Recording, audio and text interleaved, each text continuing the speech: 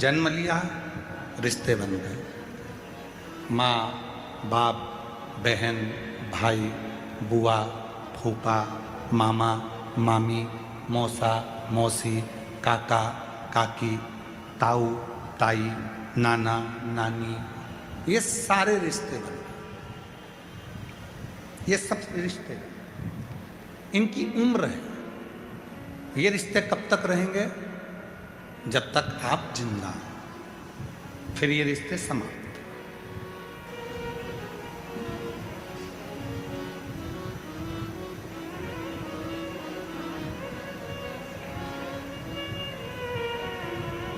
वो रिश्ते फिर समाप्त हो जाते हैं। एक रिश्ता वो होता है जो जन्म लेने के बाद से मरने तक रहता है, और कोई पिछले जन्म के अच्छे कर्म मुझे बाबा तेरा साथ मिला। जिसने जान लिया, जिसने वेद को, शास्त्र को पढ़ा है, ध्यान करा है, स्मरण करा है, वो जिंदगी में पहचान गया कि शिव है। तो गेहूं के दाने का उपाय बताते हो, चावल के दाने का उपाय बताते हो, मूंग के दाने का उपाय बताते हो, काली तिल का उपाय बताते हो, काली मिर्च का उपाय बताते हो। क्या ये सब हमारे पुराणों में, शास्त्रों में है? महाराज जी, मैं निवेदन करूंगा,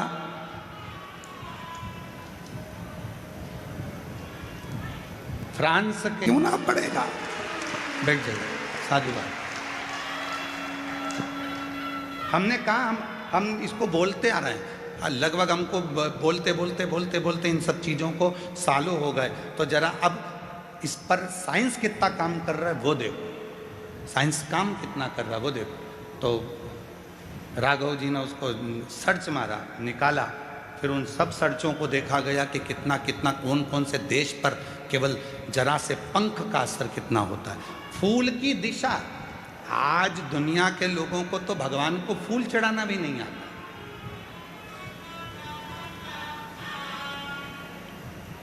हम आपसे पूछें कि शिव जी को फूल कैसे चढ़ाया जाता है, हम आपसे पूछें कि भगवान को फूल कैसे चढ़ाया जाता है, तो आप फूल दे जरा।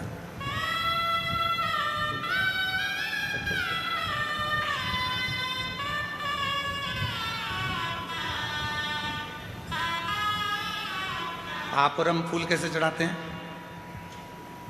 शंकर जी पे या देवता पे फूल ऐसे चढ़ाएंगे कि फूल का जो मुख है वो अपनी ओर रखेंगे, अपनी ओर। और डंडी का मुख कहाँ रखा? भगवान की ओर, क्योंकि भगवान जब बैठे रहते भगवान के सामने, आप इस तरह से उसको श्रृंगार के भाव से जमा देते हो, भगवान के सामने ऐसे चढ़ा देते हो। अब भगवान है यहाँ, फूल चढ़ा रहे हो, मुख उधर और भगवान बैठे इधर।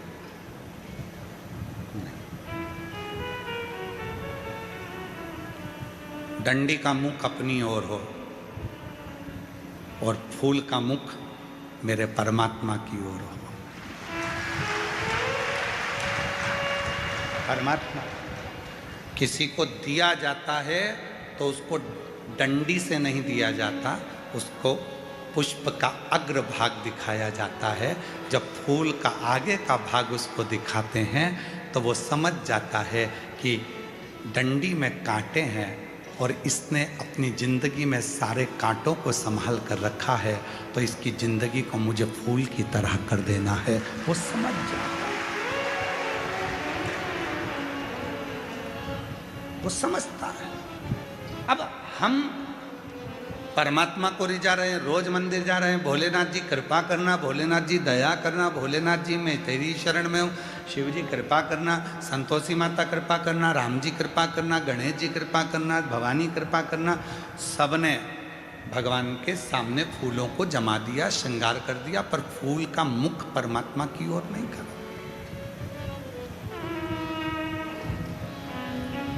हम क्या सोचते हैं कि फूल जो भी मंदिर देखे उसको अच्छा लगना चाहिए, उसको ये नहीं देखा कि भगवान को अच्छा लगा कि नहीं लगा, अपने को अच्छा लगना चाहिए। और फल हमें मिला नहीं, पूरी जिंदगी हो गई। 3 चावल के दाने का महत्व हमने पहले कहा था। एक रात्रि को 9:15 पर करने वाला उपाय हमने पहले कहा था। आज दुनिया के लोग वो रात्रि के 9:15 वाला जब उपाय करते हैं तो उनको उसका फल क्यों मिलता? एक पत्र आया, अभी हम पत्र ज़्यादा पढ़े नहीं क्योंकि थोड़ा समय ज़्यादा हो गया था। 2 पत्र पढ़े हैं, एक बेलपत्र ले जाना। मनीषा पति सुंदरलाल सापले, जिला बड़वानी, मध्य प्रदेश से आई हूँ। मेरे पति भगवान तेरी कसम एक मुलाकात जरूरी है सनम, एक मुलाकात जरूरी है सनम। धनिया घर में रो रही है, बिलख रही है। आज बाबा का दर्शन शिवरात्रि पर नहीं हुआ। शिवरात्रि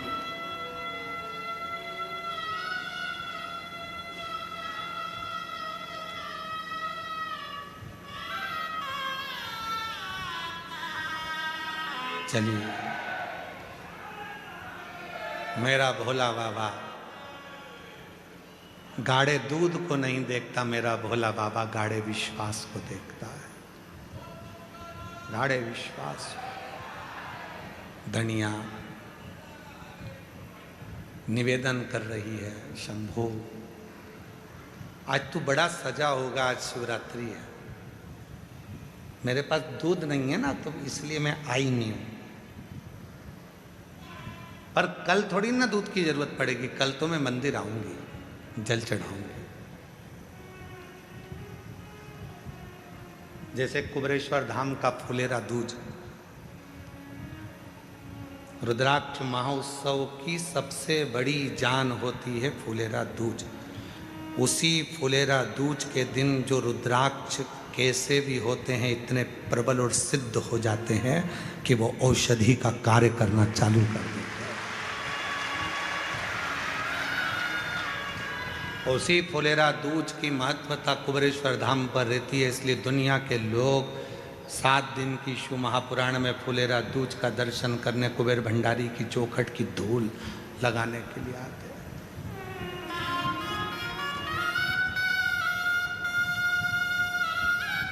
वो भी 19 तारीख को है और फुलेरा दूज भी 19 तारीख। फुलेरा दूज भी 19 तारीख।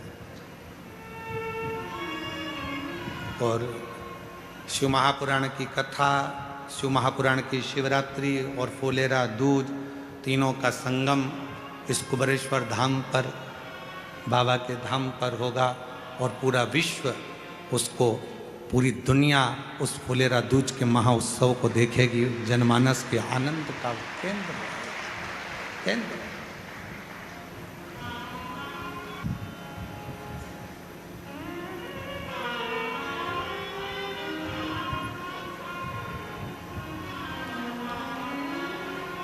धनिया के मन में आया कि मैं कल आऊंगी, कल आऊंगी।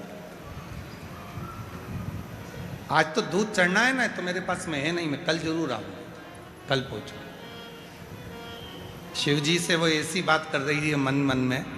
आप लोगों में से कई मेरी बहनें ऐसी हैं, कई मेरी जीजियाँ, कई मेरे जीजा, कई मेरी बेटियाँ, कई बेटा, कई मेरे बुजुर्ग माँ बाप ऐसे हैं जो बैठे बैठे भगवान से बात करते रहते हैं। बात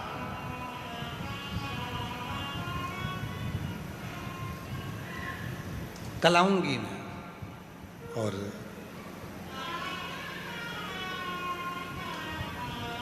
दूसरे दिन पहुंच गई, लोटा भर के जल था। दरवाजे से अंदर जा रही थी, एक बुजुर्ग, मस्तक पर त्रिपुंड लगा हुआ था, बड़े बड़े नेत्र थे, बड़ा सुंदर सा दिख रहा था। डंडा टेक कर आकर खड़ा हो गया। माँ, ए माँ, थोड़ा सा दूध दे देना तेरे लोटे का, थोड़ा सा दूध तेरे लोटे का दे दी ना। धनिया कहती है, रे बाबा सटिया गया के, हरियाणा की भाषा है, सटिया गया है के?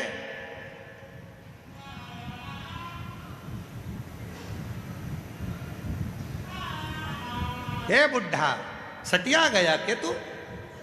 हरियाणा की भाषा, सटिया गया के तू? है सटिया या नहीं हूं? ओ ताई, लद्दूत पवा देना, लद्दूत है। अरे मेरे लोटे में तो जल है, कहां दूध धरा है?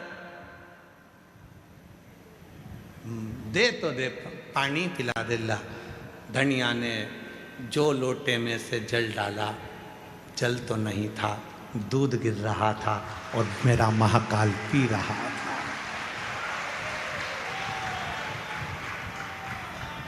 लोटे में से जल गिर रहा था और मेरा महाकाल पी रहा था। मेरा शंभु उसको ग्रहण कर रहा था, शिव ले रहा था। धनिया की आंख से आंसू बह गए, दौड़कर मंदिर में पहुंच गई। शिव लिंग के सामने कहती है, आज तो तेरी ये बेटी ना दूध ला पाई ना जल ला पाई। शिवलिंग में से महाकाल प्रकट होकर कहते हैं, मैंने तो बाहर ही तुझसे दूध ले लिया था और जल। विश्वास है तो सियोर का कंकर भी शंकर है, और विश्वास नहीं है तो पूरी दुनिया में कितने भी मंदिर चले जा, तुझे शिव कभी नहीं मिल सकता है। शिव नहीं मिल सकता। मेरा ओ घड़दानी, मेरा शंभू, मेरा त्रिकालदर्शी, मेरा कैलाशी, मेरा अविनाशी, मेरे शिव गाढ़ा दूध नहीं देखते। मेरे शंकर भगवान गाढ़ा विश्वास देखते हैं कि तेरे अंदर विश्वास कितना है, भरोसा कितना है, दृढ़ता कितना भरोसा, कितना विश्वास। और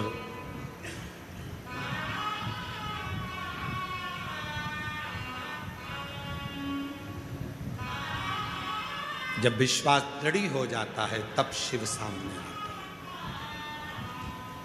तब भगवान शंकर सम्मुख होता है।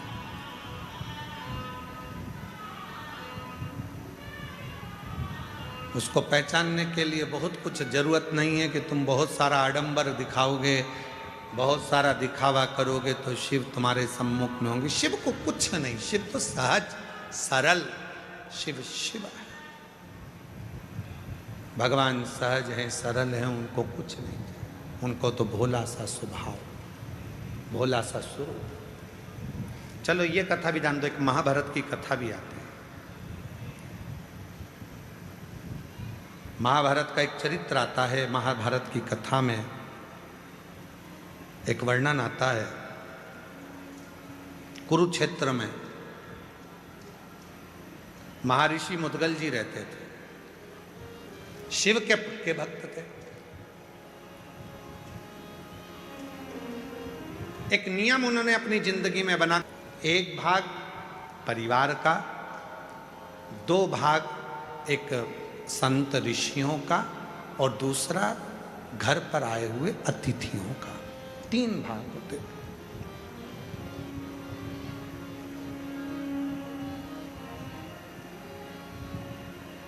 कुरुक्षेत्र में रहते थे मुद्गल जी, शिव के बड़े उपासक थे, शंकर की बड़ी भक्ति करते थे,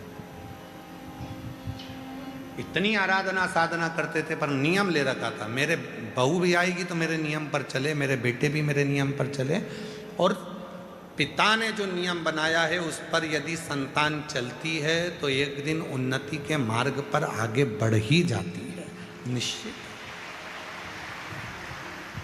मुद्गल जी ने नियम बनाया, और मुद्गल जी ने क्या नियम बनाया कि जो भी जमीन पर अन्न गिरेगा उसका दाना लाएंगे, उसको पिसवा कर उसका अनाज बनाकर पकाकर 3 हिस्से करेंगे। एक हिस्सा भगवान ऋषियों के लिए, दूसरा तिथियों के लिए और तीसरा अपने परिवार के। यही क्रम चलता रहा, चलता रहा, यही क्रम चलता रहा। अब बारी आई है मेरे भोले बाबा की परीक्षा की। शिव जी ने परीक्षा लेने के लिए एक ब्राह्मण का रूप ले लिया और मुद्गल जी के घर पहुंच गए। कब पहुंचे? जब पूरी पृथ्वी पर अकाल पड़ गया, अन्न का दाना ही नहीं होता, और अन्न का दाना ना होकर अकाल जब समाप्त हुआ तो लोगों ने अपनी जमीन को जोता है, तैयारी करी है और अन्न बोया है। उसमें से थोड़ा सा अन्न उठाकर लाए थे, थोड़ा सा मिला था, बहुत थोड़ा सा। उसके भी 3 हिस्से कर दिए गए थे, एक संत ऋषि के लिए, दूसरा अतिथि के लिए, तीसरा अपने परिवार के लिए। और मिला कितना था? आज 3 महीने के बाद जो खाने के लिए भोजन मिला था उसमें केवल मनुष्य जन्म लेने के बाद तुम्हें जो चाहिए वो तुम्हें मिल सकता है। कैसे? बस तुम्हें जो धरती पर चाहिए वो कहीं ना कहीं किसी ना किसी पुस्तक में हमारे पुरखों ने लिख दिया है। उस लिखे को तुम अनुभव करना चालू कर दो और तुम्हें दुनिया का सारा सुख प्राप्त हो जाए।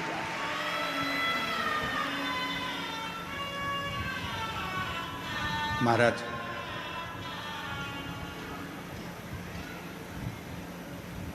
पढ़ना पड़ेगा। पहले टीवी कम थी, पुस्तक ज्यादा थी।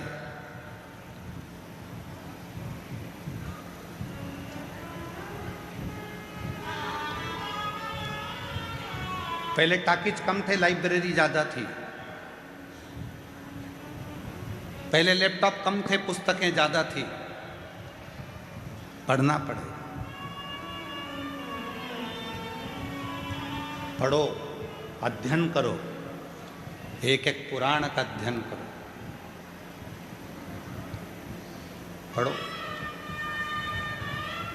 और जिस दिन तुमने पढ़ना चालू कर दिया, हम फिर कहेंगे गीता प्रेस गोरखपुर की सारी पुराणे अपने घर में ले आओ, रोज प्रतिदिन एक एक पुराण का अध्ययन करा करो कि सियोर वाला बाबा दुर्वा चढ़ाने का बोला है तो कहाँ से बोला है, उसको पढ़ो, मिलेगा तुम्हें।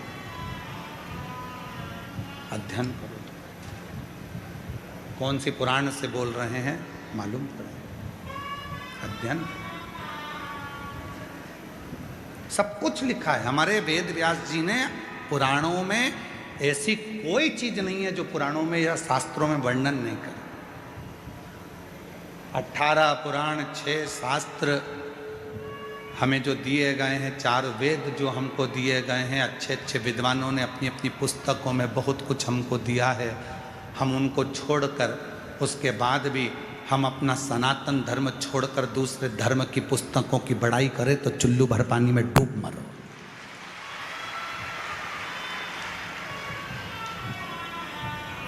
अपने सनातन धर्म की पुस्तकों को छोड़कर, 4 वेदों को छोड़कर, 6 शास्त्र को छोड़कर, 18 पुराणों को छोड़कर, और हमें दूसरा धर्म यदि पसंद आ रहा है कि उनकी उसमें ये लिखा था तो उनके उसमें ये लिखा था तो उनके उसमें ये लिखा था। हमारे पुराणों में, हमारे शास्त्रों में, हमारे वेदों में कम लिखा है।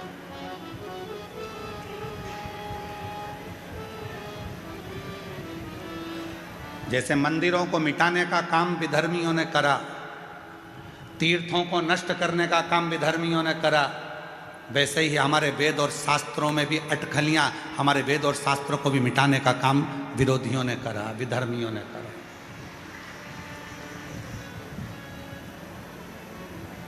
पढ़ता नहीं है व्यक्ति, बस कह देता सियोर वाले महाराज जी ने कहा था, ये करा वो करा। सियोर वाले महाराज जी ने बोला था कि बेलपत्र को ऐसे चढ़ाना, ऐसे। एक बेलपत्र की डंडी की दिशा की भी मूलता रहती है कि डंडी कहाँ रखना है।